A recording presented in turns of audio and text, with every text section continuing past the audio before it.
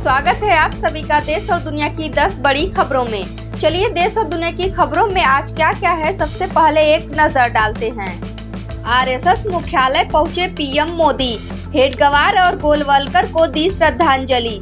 मंदिरों के पास मीट की दुकान न खोले, योगी का आदेश। आईपीएल में आज राजस्थान और चेन्नई के बीच होगा मुकाबला। देश में बनी 103 दवाओं का सैंपल फेल।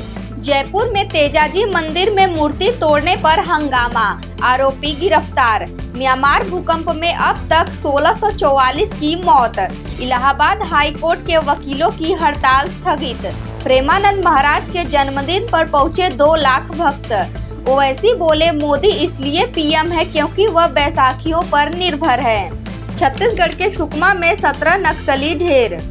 मैं हूँ रूबी और आप देख रहे हैं खबरें दिन भर की। खबरों में आगे बढ़ने से पहले आप सभी से रिक्वेस्ट है, अगर आप हमारे चैनल पर पहली बार आए हैं तो सब्सक्राइब करें और अगर फेसबुक पर देख रहे हैं तो फॉलो करें। चलिए खबरों को विस्तार से जानते हैं। आज की खबरों में है आरएसएस मुख्यालय पहुंचे पीएम मोदी, हेडगेवार और गोलवलकर को दी श्रद्धांजलि। प्रधानमंत्री मोदी नागपुर स्थित आरएसएस मुख्यालय केशव कुंज पहुंचे।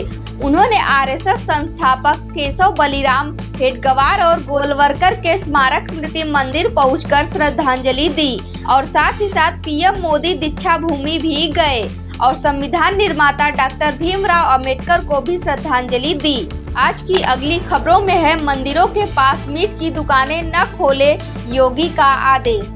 सीएम योगी ने नवरात्रि को लेकर कहा कि 9 दिनों तक बिजली नहीं कटनी चाहिए, 24 घंटे बिजली आनी चाहिए। इसके अलावा मंदिरों के आसपास अंडे और मीट की दुकानें भी नहीं खुलनी चाहिए।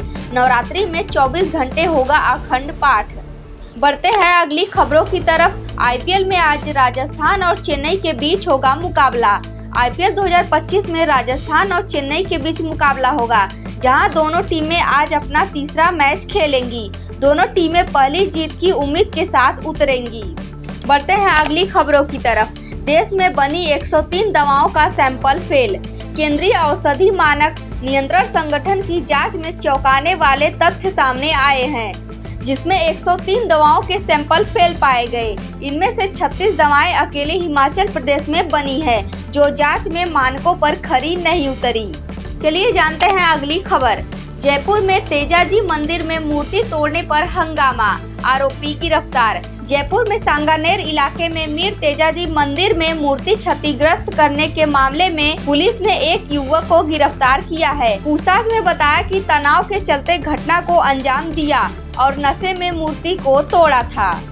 बढ़ते हैं अगली खबरों की तरफ। म्यांमार भूकंप में अब तक 1644 की मौत। म्यांमार में फिर भूकंप के झटके महसूस किए गए। इसकी तीव्रता 5.1 मापी गई। बीते 2 दिनों में 3 बार से अधिक भूकंप के झटके महसूस किए गए, जिसमें अब तक 1644 लोगों की मौत और 3400 लोग घायल हैं। भारत सरकार ने 3 खेप में भेजी राहत सामग्री। चलिए देखते हैं अगली खबर। इलाहाबाद हाई कोर्ट के वकीलों की हड़ताल स्थगित। दिल्ली हाई कोर्ट के जज के घर पर कैश मिलने वाले मामले में इलाहाबाद हाई कोर्ट ट्रांसफर किए जाने वाले वकील हड़ताल पर थे। वकीलों ने हड़ताल स्थगित कर दी। अब वे सोमवार से काम पर लौटेंगे। वकीलों के हड़ताल में 90,000 केसों पर सुनवाई पर ब्रेक लग गया था। अगली खबर है प्रेमानंद महाराज के जन्मदिन पर पहुंचे 2 लाख भक्त। संत प्रेमानंद महाराज का हिंदू वर्ष पर जन्मदिन धूमधाम से मनाया गया। उनकी पद यात्रा में देश भर में 2 लाख भक्त उमड़े और 10 क्विंटल फूलों से 2 किलोमीटर रास्ते को सजाया गया।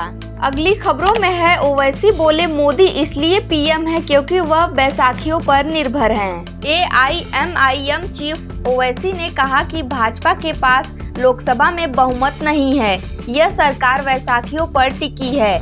नरेंद्र मोदी प्रधानमंत्री हैं क्योंकि वह नीतीश कुमार, चंद्रबाबू नायडू, चिराग पासवान और जयंत चौधरी की बैसाखियों पर निर्भर है। उन्होंने कहा अगर ये दल वक्फ बिल का समर्थन नहीं करते हैं तो यह विधेयक कानून नहीं बन पाएगा।